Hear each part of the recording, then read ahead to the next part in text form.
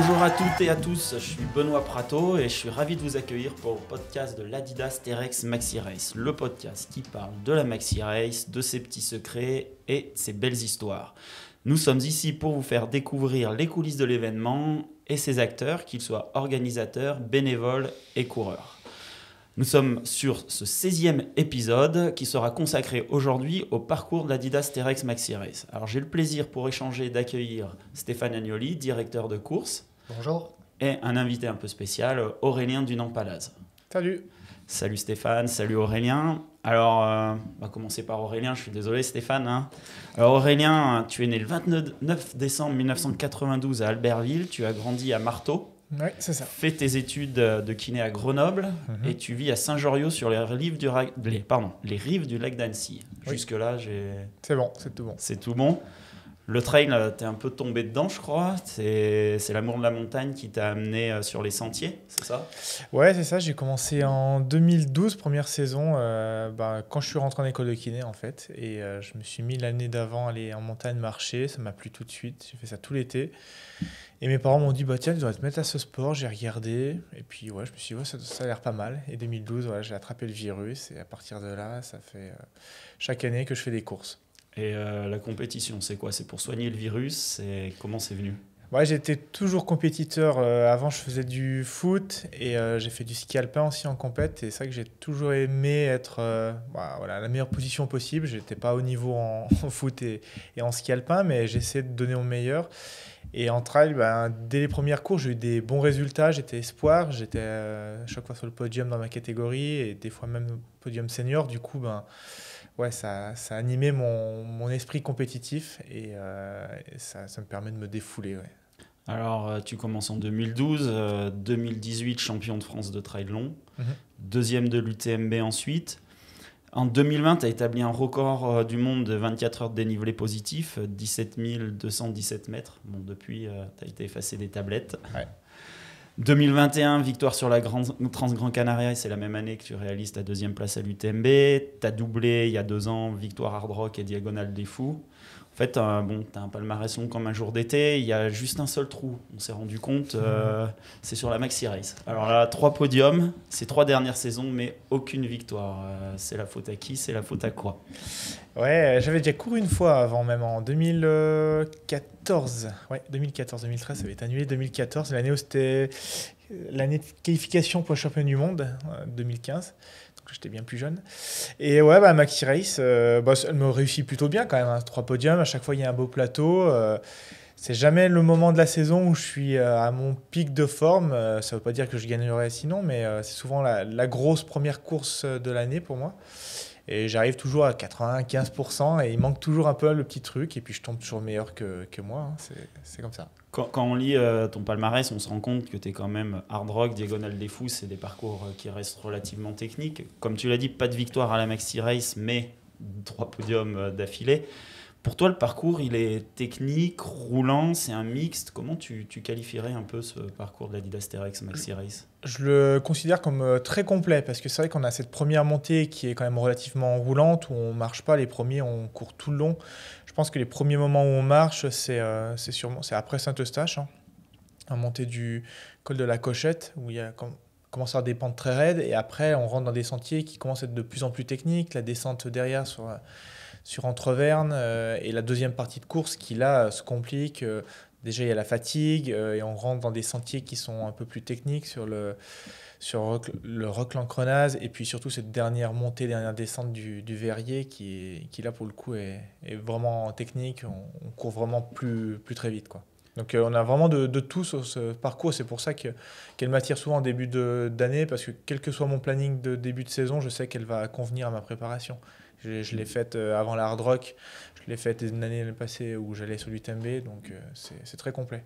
On a l'impression que tu avais même un peu, alors ça c'est notre regard d'Adidas Terrex Maxi Race, mais que tu avais un peu ouvert la voie parce que tu as vu que tu as doublé ensuite Hard Rock et Diagonale des Fous a un peu montré l'exemple que ça pouvait servir de course de préparation pour la suite de la saison.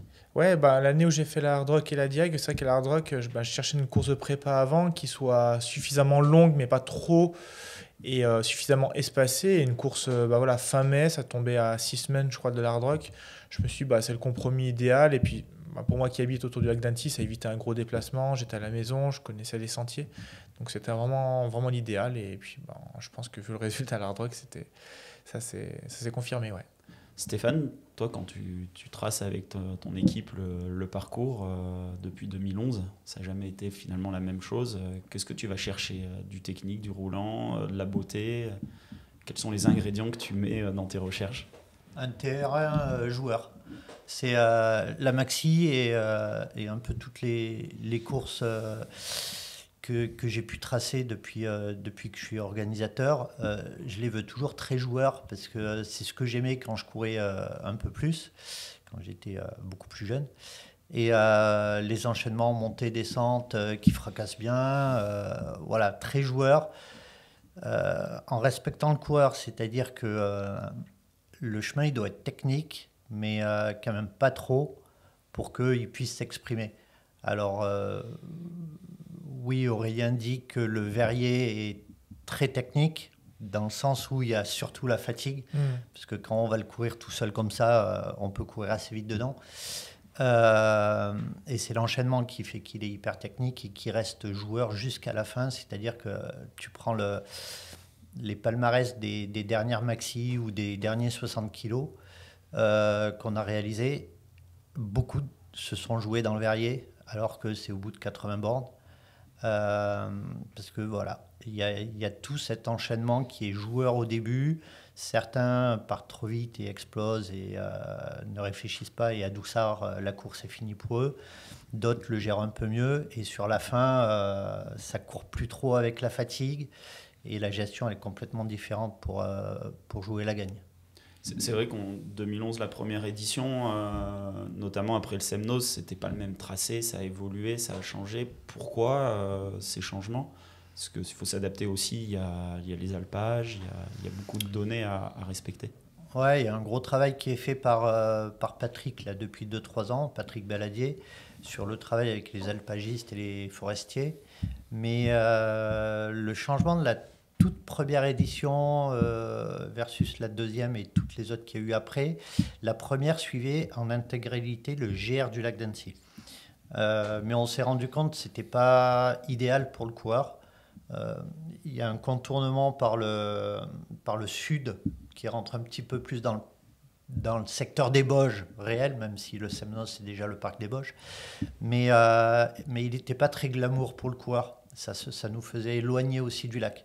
Donc on a trouvé des compromis avec le maire de Saint-Eustache pour réhabiliter des anciens chemins et trouver un parcours bien plus joueur avec une énorme pourcentage de côtes en sortie de Saint-Eustache jusqu'au col de la Cochette dont Aurélien a parlé, qui faisait que les premiers, c'était le moment où ils allaient changer de rythme. Et ça, c'était intéressant aussi, quoi. Cette année, le parcours passe à 100 km. L'an dernier, c'était 94. Tu parlais tout à l'heure, Aurélien, des championnats du monde. À l'époque, c'était 85, 86, dans ces eaux-là. Ça fait sens pour toi, Aurélien, un parcours de 100 km autour du lac d'Annecy? Comment toi, tu vois ça? Oui, après, tout dépend de la trace. J'ai vu les petits changements. Là, ça va faire une boucle sur le sommet. Ça va permettre de découvrir le plateau. Et puis, je pense pour bon nombre de coureurs, avoir un lever de soleil là-haut. L'an passé, je crois, de mémoire, j'ai pas eu le lever de soleil. Moi, il se lève quand on est dans la descente sur Saint-Eustache. Donc, c'est vrai que c'était quand même sympa les premières lumières, mais avoir le lever de soleil là-haut, c'est cool. Et oui, c'est le chiffre un peu mythique, 100 km. Là, on s'arrêtait un petit peu avant. Certaines personnes viennent chercher ça. Et après, tout le reste du parcours reste le même. Donc il y aura un beau parcours encore cette année. J'ai une petite question piège un peu, même à tous les deux. C'est quoi, toi, si on dit dessine-moi ton tracé de la Maxi Race en partant d'Annecy et en allant jusqu'à Annecy, tu ferais passer par où? Voilà, ça serait quoi, toi, ton tracé idéal? Je pense qu'on... Il va aller chercher le sommet de la Tournette. Ah oui, voilà, peut-être. Non, ça fera un aller-retour. Non, je pense qu'on n'en est pas très loin du... Ah, je ferais peut-être au col de Bluffy, je traverserais direct au Verrier, je descendrais pas à Monton, mais après ça fait un ravitaillement de moins. Mais à part ça, franchement, pas beaucoup de changements. La descente du Verrier, peut-être comme elle était avant, mais ça, je pense que c'est d'un point de vue organisation, c'est peut-être plus simple de faire le tour de Rampignon là. Avant, ça descendait vraiment direct au petit port. Et Ouais, en fait, cette descente, elle est difficile à secourir. Si tu as un secours à faire dedans, ça nous est arrivé une fois et on prend énormément trop de temps. Alors, nos secouristes arrivent très vite, mais pour évacuer la personne, ça prend beaucoup trop de temps. C'est pour ça qu'on passe plus par là et qu'on fait le tour de Rampignon parce qu'on a une évacuation qui est beaucoup plus rapide. Voilà. Oui, j'imaginais bien que c'est des... Et puis pour Bluffy, ne pas descendre à Menton, on l'a fait pendant 3 ans où on faisait le ravitaillement à Villars-dessus. Donc ça reste des hypothèses de travail pour la suite. Il y a ses avantages, ses inconvénients. Et on cherche déjà par rapport à 2026, donc on cherche déjà le chemin idéal entre Villars-dessus et le Verrier justement. Chaque année, on le recherche, on essaye de voir avec des alpagistes, avec des fermiers, si on peut utiliser tel ou tel chemin qui est privatif. Et le jour où on aura les autorisations, on a effectivement ce projet de coupe.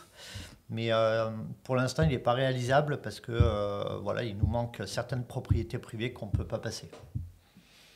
Il y a un 100K, mais il y a un 60K. Et toi, étant originaire de Marteau, en vivant à Saint-Joriot, tu as travaillé à Faverges, peut-être. Aussi, c'est des secteurs que tu connais très bien également. Qu'est-ce que tu penses de ce parcours qui part de Faverges, qui fait une boucle à Faverges et qui file ensuite sur... c'est marrant le passé. J'étais intrigué par le parcours des championnats d'Europe. Du coup, je suis allé le faire toute la première boucle qui est au-dessus de Faverges que je ne connaissais pas. Et c'est un chemin que je vois tout l'hiver en fait, quand je vais au ski sur la Sambuie. On monte pile en face et on voit ce chemin là, dans la montée.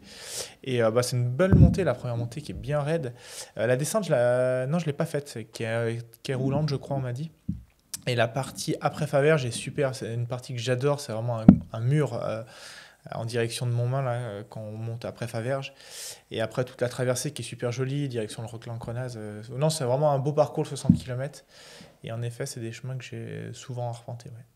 C'est ça aussi, ce qu'on disait tout à l'heure, c'est trouver des beaux parcours, aller chercher les petites traces, les sentiers qu'on connaît ou qu'on a oubliés. Oui, c'est ça, mais sans oublier les grosses pistes.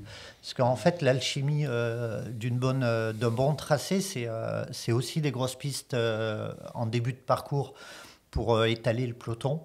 La boucle du 60K qu'Aurélien parlait sur Faverges, il y a beaucoup de grosses pistes parce qu'il existe plein de monotraces qui coupent ou qui serpentent aussi juste à côté.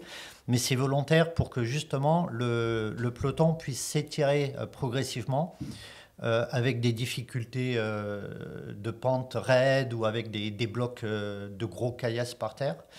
Donc ça, c'est un but. Après, derrière, on enchaîne les monotraces sur certaines portions parce que le peloton s'est étiré.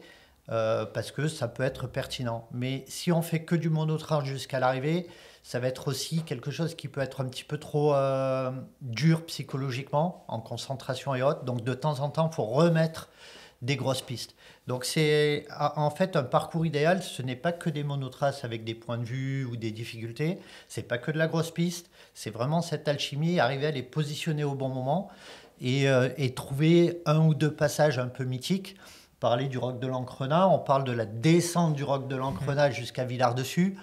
Les premières années, on nous disait mais c'est n'importe quoi, c'est trop dur, ça casse les jambes et tout. Et ben c'est devenu le truc à faire parce que c'est la descente, elle est devenue mythique par rapport à tous ces enchaînements. C'est vrai qu'on parle du 60K où on part de Faverges pour aller à Annecy, on part d'un point A pour aller à un point B. On a le 100K qui part d'Annecy, qui revient à Annecy, mais qui fait le tour du lac, où il y a d'autres parcours qui font le tour d'une montagne, comme l'Ultra Trail du Mont Blanc. C'est des parcours comme ça fait sens pour toi, surtout dans tes choix de compétition, tes choix de course? Ouais, complètement. Ça fait complètement sens. Quand je vais Sur la diagonale des fous, pardon, ça a un gros sens. On traverse toute l'île en diagonale. Là, voilà, il y a un lac. Moi, je vis autour du lac. J'ai grandi à 30 km de ce lac. Et là, d'avoir une course qui fasse le tour du lac, ça a vraiment un sens. Et en plus, en passant par les montagnes. Donc ouais, c'est clairement un... Quand on construit une saison, on regarde les courses qui nous plaisent. Et les paysages, le sens qu'a la course fait clairement partie des paramètres qu'on prend en compte. C'est ça, finalement là, c'est valoriser le territoire, Stéphane, valoriser son paysage, ses secteurs, ses massifs, parce que c'est le massif du Semnoz, on incursion dans les Bauges, après on va chercher massif de la Tournette. Oui, il y a ça, et on a renommé les parcours aussi pour que ça parle un petit peu plus pour les gens qui ne sont pas du bassin, avec tour du lac, demi-tour, quart de tour, comme ça c'est très compréhensible et simple, et qu'on comprenne bien qu'il y ait ce lac qui est le point central en fait de différents massifs. Il y aura cette année, on rajoute un quiz sur le parcours, donc il va y avoir des questions quand les coureurs vont passer, il va y avoir des panneaux, et une question, la réponse 500 mètres plus loin, qui va parler un petit peu de ce qui se passe aussi tout autour sur cette valorisation de territoire. On n'est pas rentré sur des aspects trop techniques du parc des Bauges, mais le parc des Bauges, tout le monde imagine que c'est effectivement très loin, mais le Semnoz en fait partie, Doussard en fait partie, tout le secteur de Saint-Eustache. Donc en fait, on est aussi beaucoup dans ce parc, et on en parlait beaucoup il y a quelques années, on en reparlera dans les années à venir, parce que justement, on essaye de faire, en même temps que la course, un petit peu de pédagogie pour que les gens apprennent où ils courent et qu'est-ce qui se passe dans ces différents secteurs. Tu parles des Bauges, il y avait autrefois l'Ultra Race.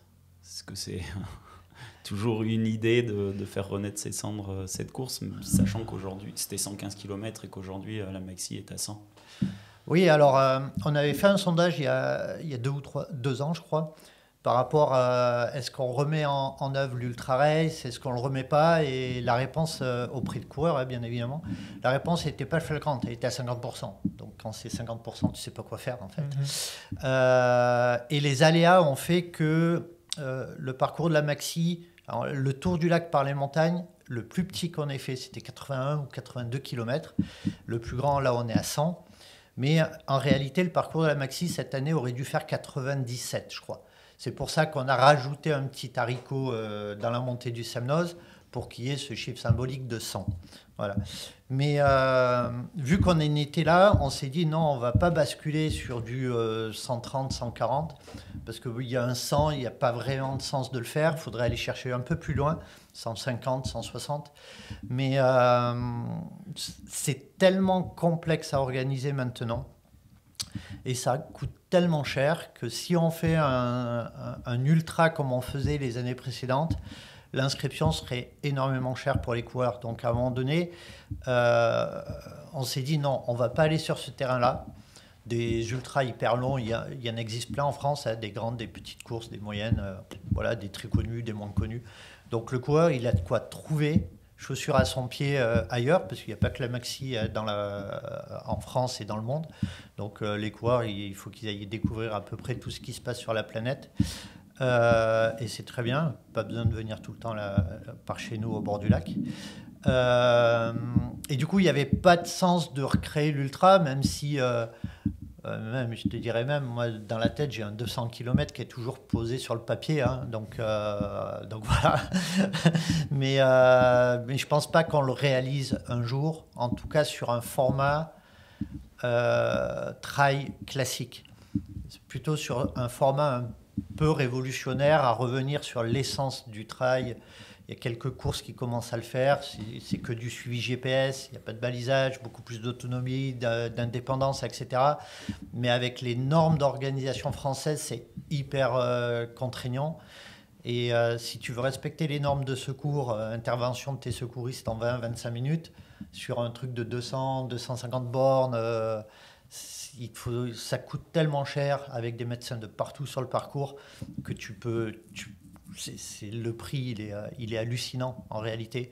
Donc voilà, c'est pour ça qu'on n'est pas reparti sur un ultra et qu'en vision 2-3 ans, il n'est pas prévu. Tout à l'heure, vous parliez tous les deux de ce final dans le Verrier. Si on s'amusait un peu à décortiquer par secteur cette course, ce parcours de 100 km, en citant à chaque fois à peu près les points clés, les difficultés. Disons, on va commencer le plus simple. Hein. Tu parlais tout à l'heure du Semnoz. Donc, entre le départ et le Semnoz, il y a 20 km, un peu plus de 20 km. Déjà... clairement, là, on est dans la longue première montée qui est quasiment courable tout le long, enfin qui est courable tout le long pour les premiers. Je pense pour l'arrière du peloton, pas spécialement. On alterne des parties très roulantes sur des pistes et des endroits quand même, c'est du monotrace avec quand même pas mal de cailloux. Au sommet, là, on ressort après de nouveau sur des pistes pour rejoindre le premier ravito, mais là, c'est la première longue montée assez progressive, on va dire. C'est quoi l'erreur, tous les deux, parce que Stéphane, tu as vu beaucoup d'éditions, beaucoup de coureurs, l'erreur à ne pas commettre, parce que c'est vrai que même qu'on soit élite ou qu'on soit pas élite. Hein. C'est vrai que vu que c'est une montée qui est courable, par moment on est à la limite, marche, course, même pour les premiers, et l'erreur pour beaucoup de monde, je pense, ça serait de forcément vouloir courir tout le long. Parfois, il vaut mieux peut-être prendre le temps de marcher parce que le chemin il est encore très très long. On n'a fait que 20 km et on n'a fait que monter en fait. Les jambes, on ne les a pas du tout cassées en descente. Et ensuite, plus on va avancer, en fait, la Maxi Race, c'est ça. Plus on avance et plus c'est dur et plus les descentes sont dures.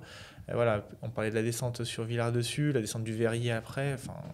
Plus on avance dans cette course, plus les difficultés augmentent. Après, on va prendre un autre secteur. Semnoz, les maisons. Les maisons, c'est avant Doussard.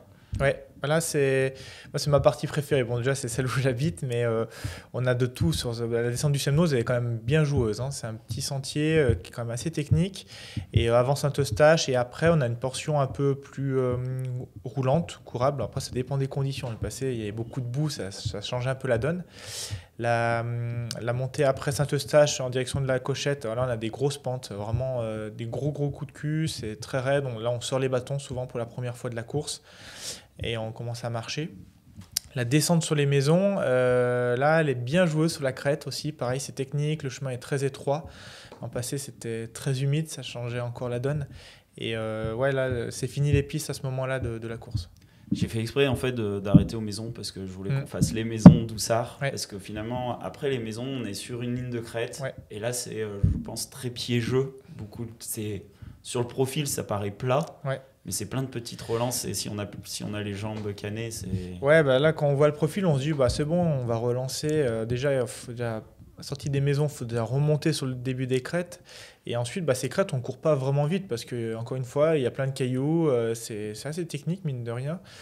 La descente sur Doussard, derrière, sur la tuile exactement, elle est vraiment sympa. Le sentier est assez joueur, mais un sentier qui se descend vraiment bien. Et après cette transition, là, il faut traverser après, toute la plaine. Quoi. Bon, ça fait 3-4 km grand maximum, hein, je pense, pour le ravitaillement et même la suite derrière.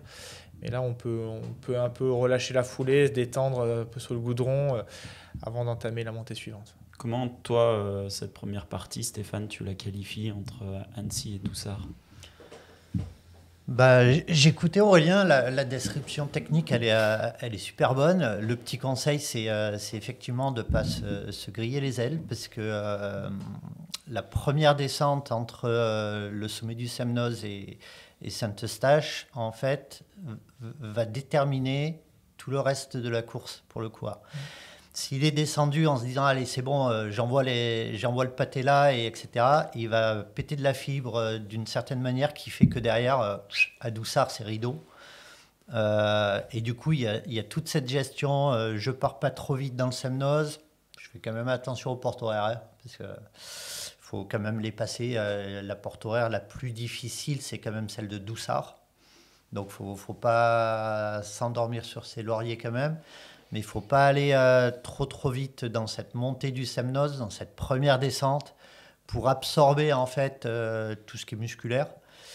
Surtout que c'est la nuit, il peut faire frais, il peut avoir un peu d'humidité. Donc ça aussi, ça fracasse un peu. On n'a pas trop envie de boire, alors qu'il faut énormément boire pour anticiper la suite.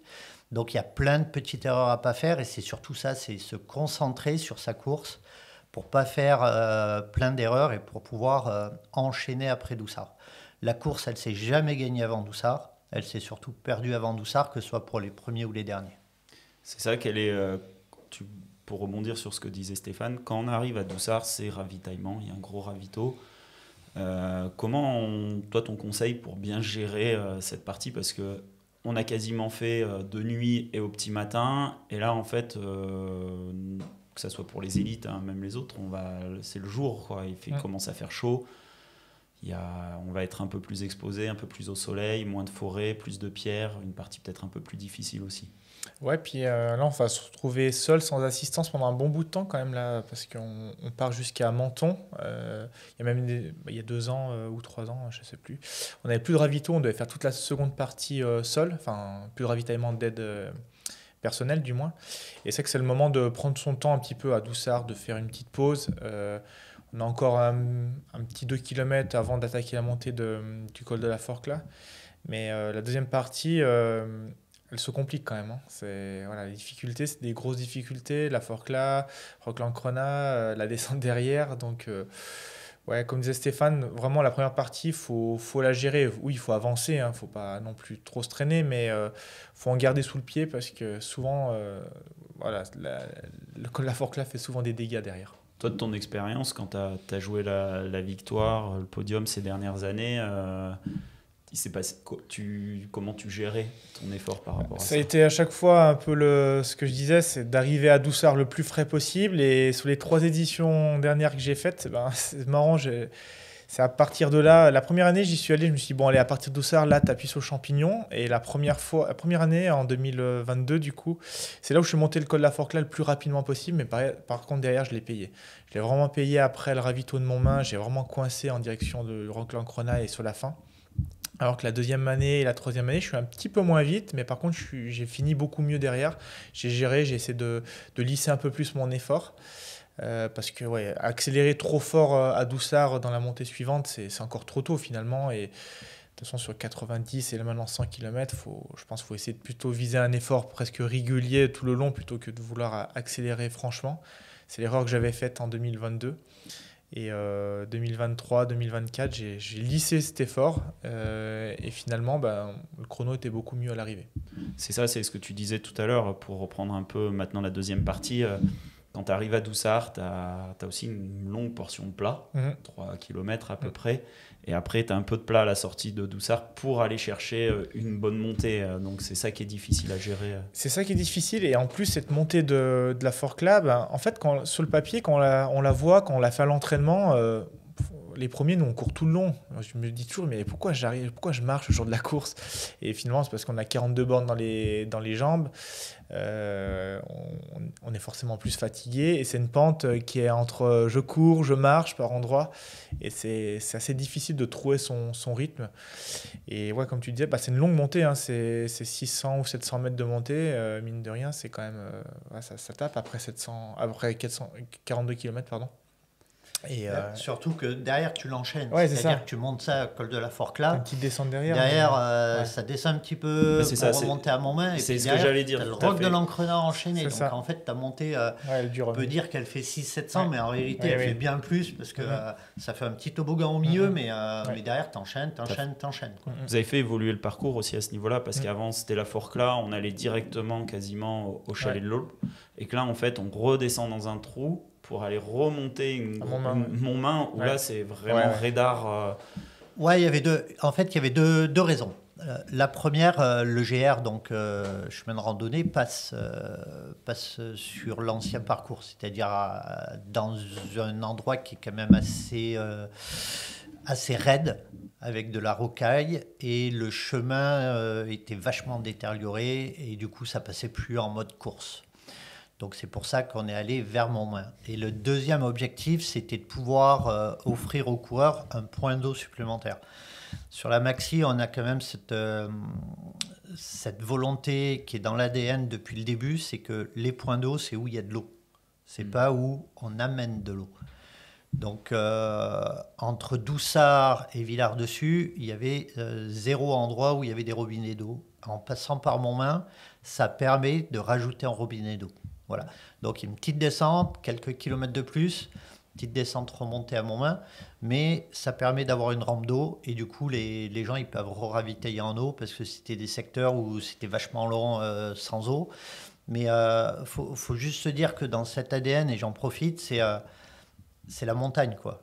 Et on est là aussi pour éduquer les gens. C'est-à-dire ils partent de leur voiture en rando l'été, ils ont leur eau, ils font la montagne, ils redescendent de l'autre côté, ou ils redescendent de leur voiture. Là, c'est pareil en course. Pas parce que c'est une course qu'on va leur mettre un héliportage de bouteilles d'eau en haut du roc de l'Ancredin, quoi.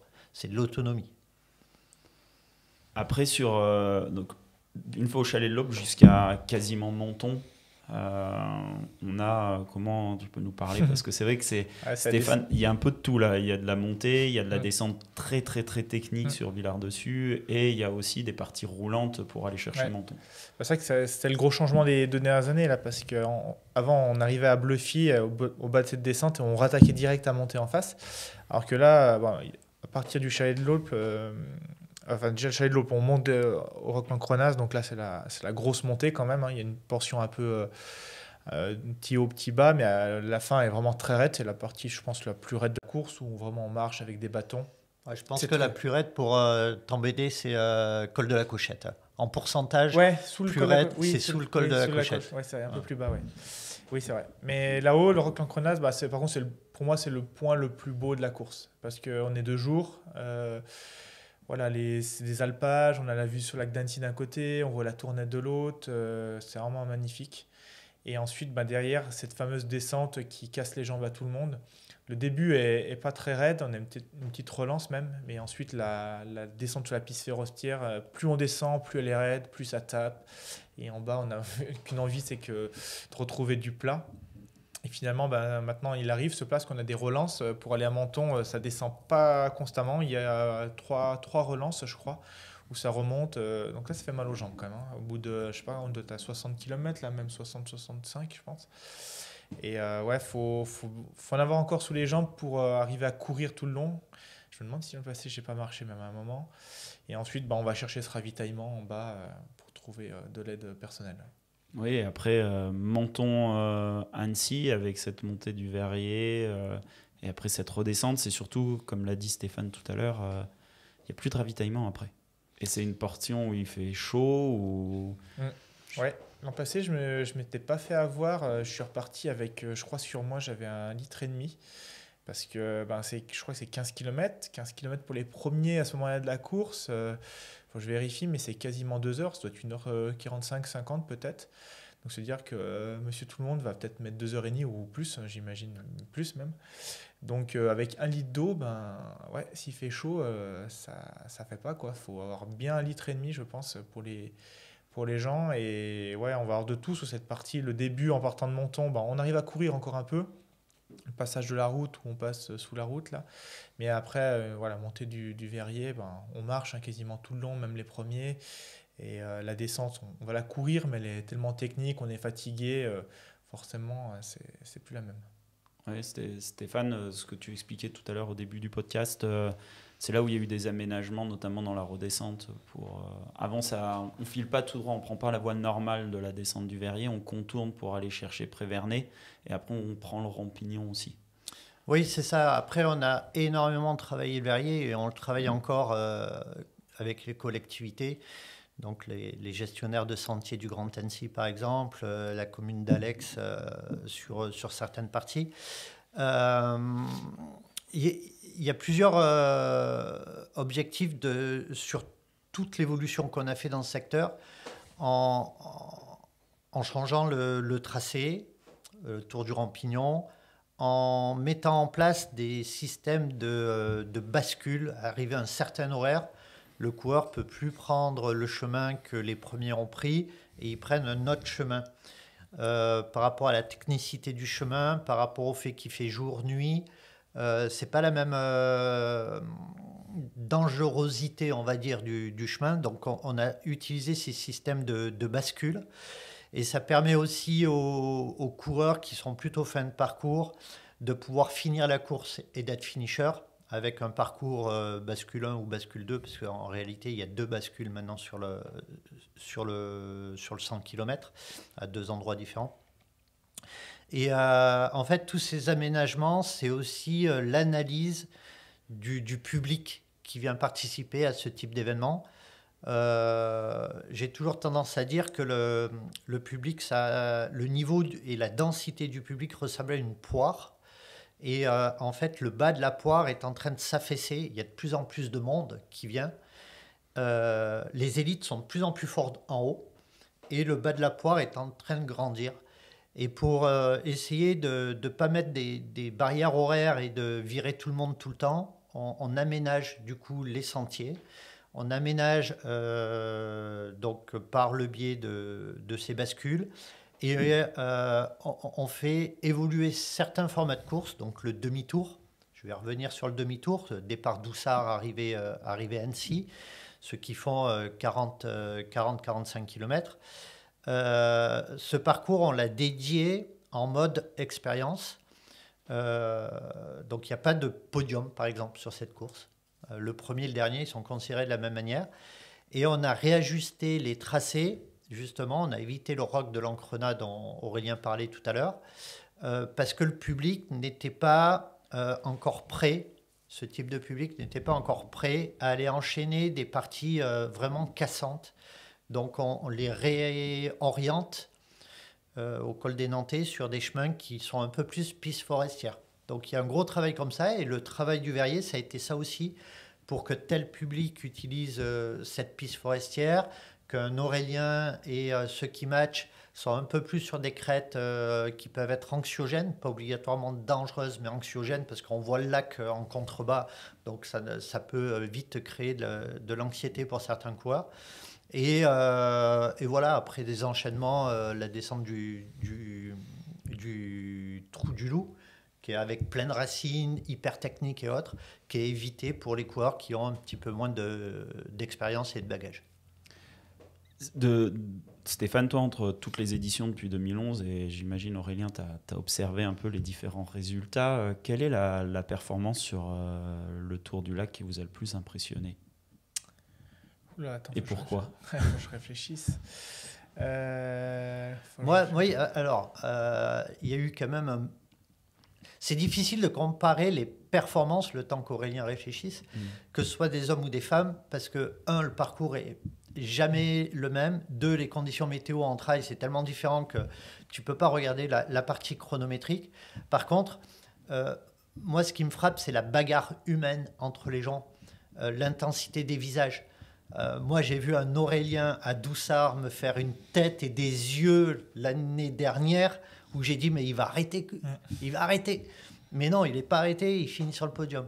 J'ai vu en 2015, sur les championnats du monde, une bagarre qui était énorme, des gens qui étaient 6e, 7e, qui gagnent. Et en fait, c'est cette confrontation humaine qui est très intéressante, et que le chrono lui-même. Eh ben, c'est dur parce que j'aime bien analyser toutes les courses, et c'est vrai que depuis les mondiaux, ou même 2014, j'avais participé, j'essaie chaque année de me dire, est-ce qu'on allait plus vite que les mondiaux, est-ce que ça allait moins vite? Je l'ai fait 3 dernières années, et en 2022 j'avais mis un certain chrono, et les 2 éditions d'après, en fait, j'ai mis 20 minutes de mieux que ce premier chrono. Donc j'ai fait à peu près performance égale. Tu l'expliques comment ces 20 minutes 2022, en fait, c'était un peu particulier parce que je sortais d'une très bonne année 2021, sauf que j'étais tombé en vélo fin d'année, j'avais une fracture au bassin. Et du coup, ça avait retardé ma reprise en 2022. Et je suis arrivé 2022 vraiment sur une reprise. J'avais vraiment une prépa qui était beaucoup moins avancée que les 2 autres années. Après, il y avait, je pense, la connaissance parfaite de la gestion. L'erreur que j'ai faite à accélérer trop vite à Doussard. Et l'an passé, j'ai mis à peu près le même chrono. Ça avait changé le parcours. Mais après, l'an passé, on a des conditions difficiles. Donc, je pense que les 2 performances les plus élevées sur le Tour du Lac, j'hésite entre l'an passé de Mathieu, bon, je parle des gagnants du coup, entre Mathieu, ou l'année d'avant Miguel Arceno, le Portugais, parce que c'était l'année passée, il y a eu ces conditions de boue quand même qui ont, je pense, un peu ralenti le terrain. Après, d'un point de vue température, ce qui joue quand même beaucoup sur le Maxi Race pour les premiers, hein. Quand il fait très chaud, il y a des éditions, il faisait très très chaud. Moi, sur les 3 années que j'ai fait, j'ai jamais eu de grosses températures, mais il y a 2 ans, il faisait quand même plus chaud que l'an passé. Donc je pense que c'était les deux meilleures performances. Et d'ailleurs, j'avais comparé les temps de Sylvain Court quand il est champion du monde. Et les 2 dernières années, en fait, sur certaines parties, je vais quasiment aussi vite tout le long, sachant que c'est pas moi qui gagne la course. Chaque année, je prends plus d'un quart d'heure, pas le premier. Donc je pense que les deux gagnants des dernières éditions allaient au moins aussi vite que le champion du monde en 2015, voire même peut-être un peu plus vite. Ouais. Ce serait quoi, toi, ton chrono rêvé, même ta gestion rêvée sur une Maxi Race? J'ai un doute. L'année passée, combien de temps je mets? Je crois que c'est 9h30. Oui, c'est ça, il me semble. Le chrono, je m'en fiche. Faudrait que je gagne un jour maintenant. Quand j'ai fait 2 fois 2 et 3. Je dis souvent, vaut mieux finir, quand je parle de l'UTMB, je dis vaut mieux gagner en 21h que de faire deuxième en 19h59. Mais ça dépend pas que de moi. Souvent, sur une course, j'essaie d'être le plus performant possible déjà envers moi-même. Et après, voilà, ça dépend pas que de moi. La gestion, je pense que j'ai une bonne gestion sur la Maxi Race maintenant. L'an passé, c'est vrai que j'ai manqué, j'étais pas super bien, d'où mon faciès à Doussard. Et finalement, j'y suis allé un peu à l'expérience en me disant, vas-y, gère ton truc.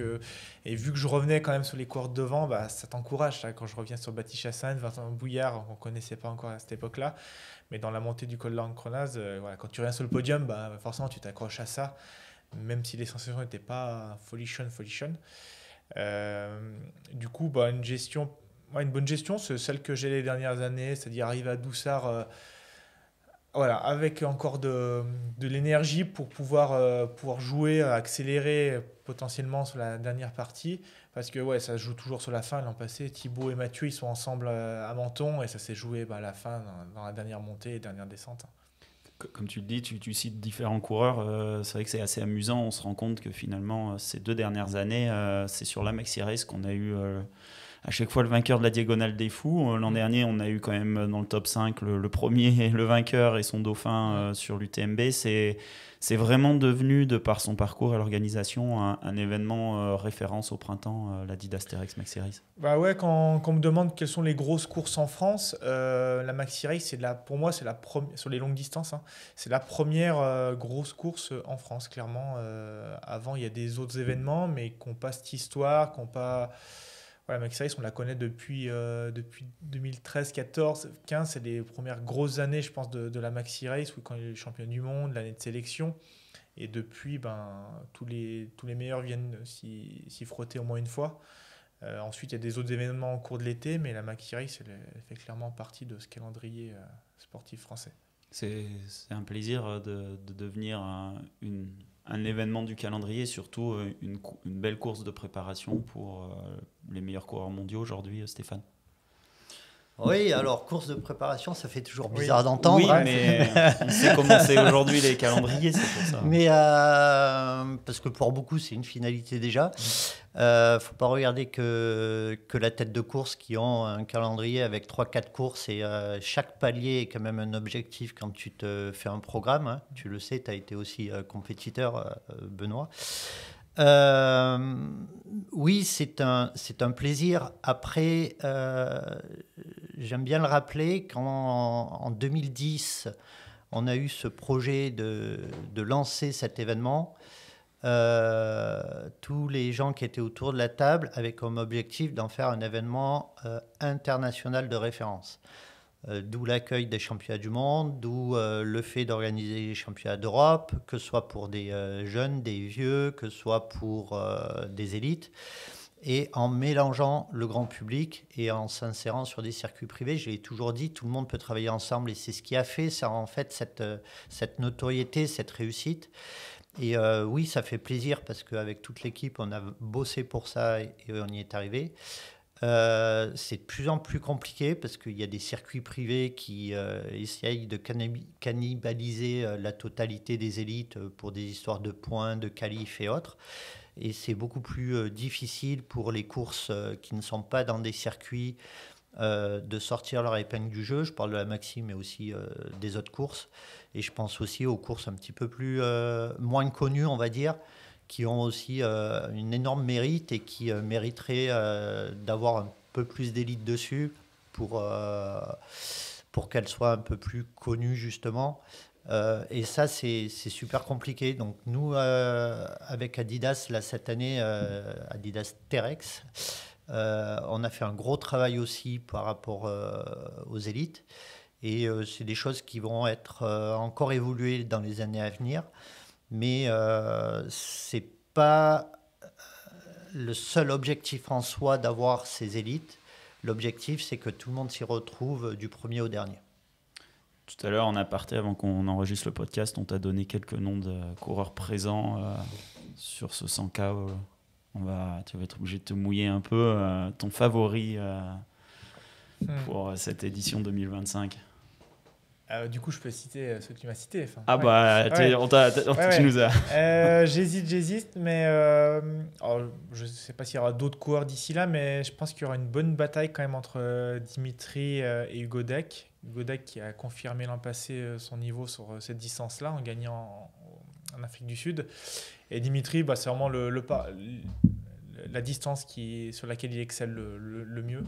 Donc s'il est en forme, souvent il a des petits soucis. Là, il était à Tenerife, il a eu un souci. Donc voilà, je pense que sur le papier, c'est eux. Après, ça reste une longue distance.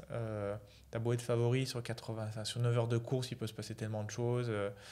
Sur des terrains aussi techniques, il peut y avoir un souci de cheville ou autre. Donc je pense qu'il y aura une belle bataille. Ouais. Merci Aurélien. Alors, tu ne seras pas au départ cette année. C'est pas dans ton programme. Non. L'année prochaine? Je ne sais pas le prochain, mais c'est vrai qu'habitant à côté, je voulais faire une pause. Je m'étais dit, un passé, non, c'est bon, t'en as assez.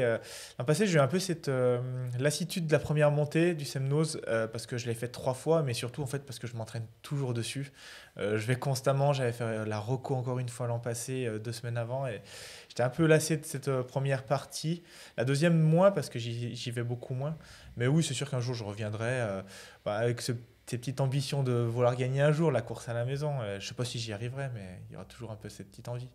Merci Stéphane, c'est la fin de ce 6e épisode. Merci à Ravision Studio de nous accueillir dans ses locaux. L'Adidas T-Rex Maxi Race, c'est pour ceux qui écouteront le podcast, dans quelques jours, peut-être quelques semaines si vous les écoutez plus tôt. On vous souhaite une bonne course à tous et surtout de prendre énormément de plaisir au bord du lac d'Annecy et sur les sentiers. Bonne course à tous. Merci. À bientôt.